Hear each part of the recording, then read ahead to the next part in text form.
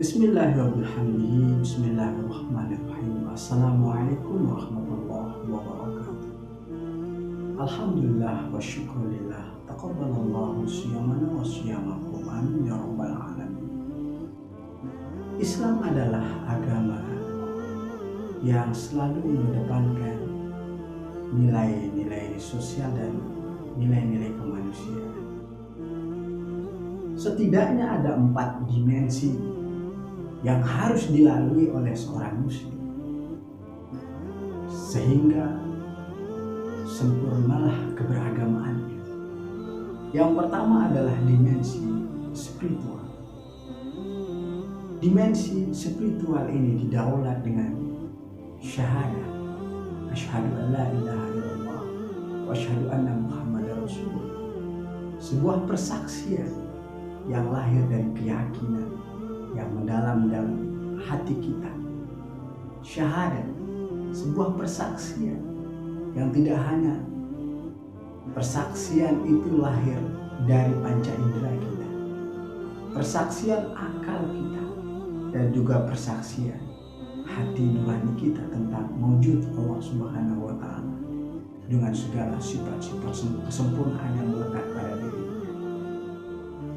Yang kedua adalah dimensi ritual, di mana dimensi ini diimplementasikan atau diwujudkan dengan sholat 5 waktu, puasa di bulan Ramadan,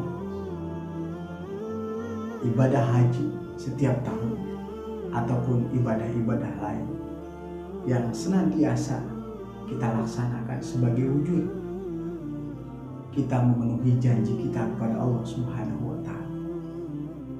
Allah Subhanahu wa Ta'ala berfirman, "Wa ma khalaqtul jinna wal insa illa liya'budun."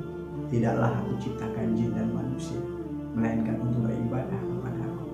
Ibadah itu ada ibadah dalam makna luas, ada ibadah dalam makna sempit. Kemudian yang ketiga adalah dimensi sosial. Bagaimana hubungan kita, interaksi kita dengan orang lain, bagaimana kita berperilaku, bersikap, bertutur kata kepada orang lain. Tentu dimensi sosial ini tidak kalah pentingnya dengan dimensi ritual berupa sholat, puasa, dan lain sebagainya, di mana sebenarnya ibadah-ibadah ritual yang kita lakukan itu selalu bersandingan dengan ibadah-ibadah sosial. Tatkala orang berpuasa, maka di satu sisi ibadah sosialnya pun muncul, karena di sana disunahkan dia untuk berbagi, berbuka kepada orang lain. Kemudian dia juga melakukan zakat fitrah dan zakat mal ataupun zakat-zakat yang lain. Ketika orang melaksanakan ibadah sholat, maka sebagai sebuah ritual, di sisi lain juga dia akan menunaikan ibadah sosial sebagai dampak dari ibadah ritualnya, yaitu inna sholata tanha 'anil fahsya'i wal munkar. Sesungguhnya sholatnya mencegahnya, pasti mencegahnya dari perbuatan keji dan munkar. Jika seseorang yang rajin sholat tetapi masih akrab dan dekat dengan kemaksiatan, maka sesungguhnya dia perlu memeriksa bagaimana sholatnya. Lalu yang terakhir adalah dimensi kemanusiaan, bahwa Islam adalah agama yang dekat dengan nilai-nilai kemanusiaan. Ada banyak ayat suci Al-Quran, ada banyak hadis, dan begitu juga sejarah yang kental dengan nilai-nilai kemanusiaan yang diajarkan oleh baginda Rasulullah Shallallahu Alaihi Wasallam.